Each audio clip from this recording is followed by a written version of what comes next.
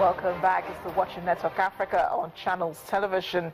As the African continent celebrated Africa Day, the world woke up to yet another boat tragedy in the Mediterranean, which has left a number of African youths dead. Many were lucky this time, as hundreds were rescued. This adds to the thousands that have perished in similar circumstances in their quest to reach Europe or die trying. Speaking to Channels Television in Johannesburg, the president of the Pan-African Parliament, Honorable Roger Ndogo Dang, has described this as unfortunate, adding that Africa must industrialize to stem the trend.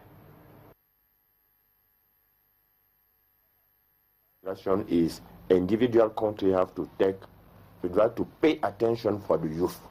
Have to try to make, but the problem is what is the real problem? The problem is that Africa is not industrialized, so you cannot get more job here in the continent.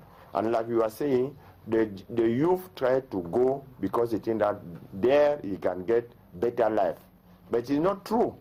That there are some. It's very difficult in Europe now. Europe get economic situation in Europe is very bad. But the first thing, if Africa want to solve this problem, is to change the way they are deal now. So we have, is not every time we cannot stop to send our raw material in Europe. We have to transform our raw material here so we can get more employers, more city. But if we cannot, it will be the same. This movement cannot stop.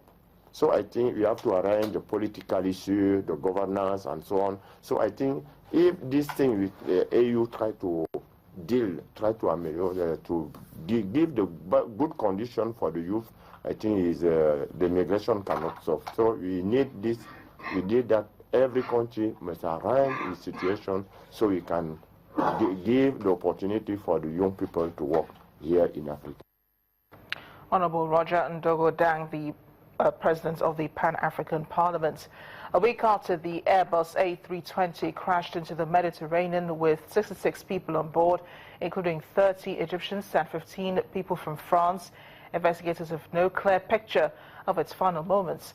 Search teams are working against the clock to recover the two black box flight recorders that will offer vital clues to investigators because the signals that help locate them in deep water ceased transmitting after 30 days. Egypt's head of air accidents investigations has confirmed that a ship from the French company Al Simar has moved from the French island of Corsica to the search area. The company has worked with Egyptian investigators before.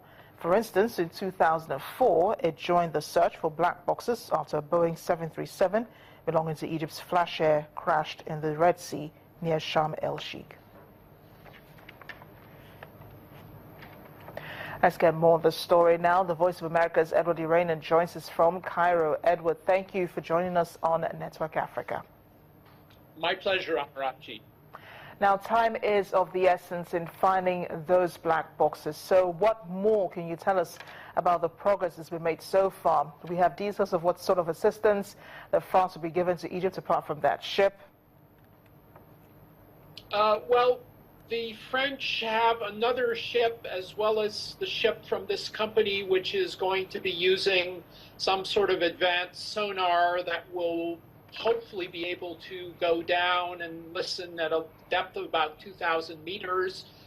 They believe that the ocean floor in that area is about 3,000 meters, although I can't say that with certainty, given that we're not entirely clear in which specific area the fuselage came down. Also, most of the remains they're finding are very small, the body, human remains, the pieces of the plane.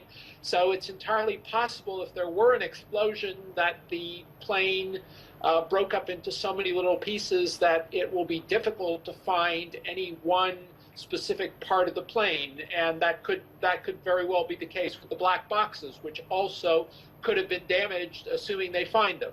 Now, bear in mind that the Air France plane, which went down off the coast of Brazil, was found 2 years after it crashed, and they were able to locate the black boxes. So anything's possible at this point. Yeah, and we're keeping our fingers crossed on what they find. But apart from France, any other assistance coming from other countries, and what sort of assistance there are? quite a bit of assistance, actually. The British have ships out there and planes from Cyprus, from their naval base at Akrotiri. The Cypriots also, the Greek Navy, they also have helicopters on the island of Carpathos, near where the plane was thought to have gone down. France, as we said earlier, had sent a ship. Egypt has, as well as the other ship from the company which is coming out.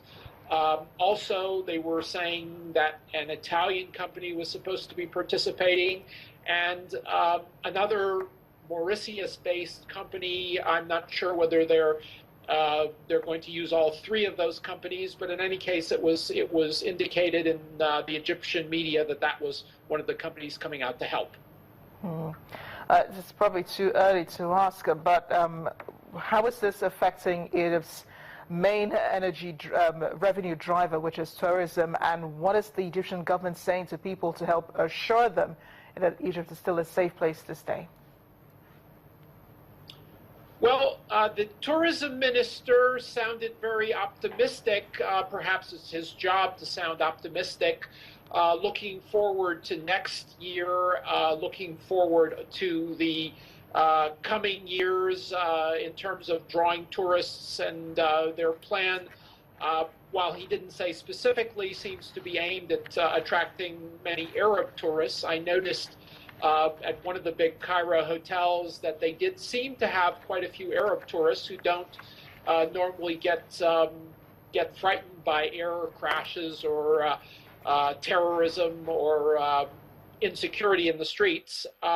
Undoubtedly, the bottom line of the country has got to have been affected. I don't know exactly what the numbers are, but I also see and notice a lot of Western news agencies that are trying to paint an even blacker picture than actually exists. And the Egyptians are complaining of that too, and they say that they think there are some countries out there that image Egypt financially and police. I think we have to keep that in mind.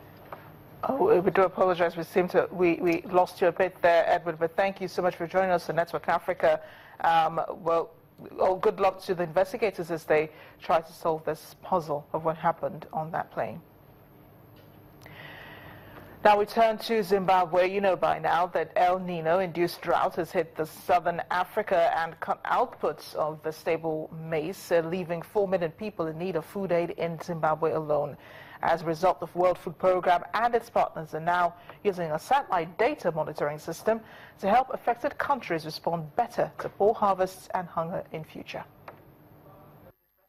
The World Food Programme has found an innovative way to help it plan and respond to climatic conditions that often cause poor yields and hunger in parts of the world. In a joint program with the European Space Agency, the UN agency is using data from the Sentinel-2 satellite to monitor the effects of climatic changes in agricultural and pastoral areas. It's hoped that the program will help reduce the effects of climatic change in countries like Zimbabwe, where the El Nino-induced drought affecting southern Africa has cut the output of staples like maize. The El Nino weather pattern caused reduced rainfall for much of southern Africa last year, and during the early months of this year, the same period as the growing season in the region. Sentinel-2 is a brand new satellite that provides very high resolution data with a very high frequency of observation. And what this does is to allow us to better estimate the impacts of El Nino on crop production, planted area, and the likely agricultural outcomes. The worst drought since 1992 has left 4 million Zimbabweans facing hunger. President Robert Mugabe has already declared a state of disaster in most rural parts of the country, severely hit by the drought, which allows international donors to raise money quickly to provide food aid to Zimbabwe. Sentinel-2 is currently being used to provide updates on food security status in Zimbabwe through the Food Secure Climate Resilience Program. The program, launched late last year in partnership with the UN Food and Agriculture Organization, supports 550 smallholder farmers. Food Secure program has helped us. It will assist in reducing hunger. If you compare the crop I had on the farm and the one I have now, there's a big difference. Now that I'm practicing conservation agriculture, it shows that I will harvest far much more than I did before. Even a smallholder can conserve water and soil and harvest more than one has not. So for me, this is a good program. Early this month, the UN Development Program indicated that the agency had raised $70 million since President Mugabe's government made a plea for aid in February, leaving a $290 million funding gap. The International Monetary Fund has said that Zimbabwe's economic difficulties have deepened after drought cut agriculture production and disrupted power generation. Still ahead on Network Africa, today is the eve of the Channel's National Kids Cup finals. Attention is in the air for which team will emerge champion. Our sports correspondent Cecilia Omurugwe joins us to break everything down for us.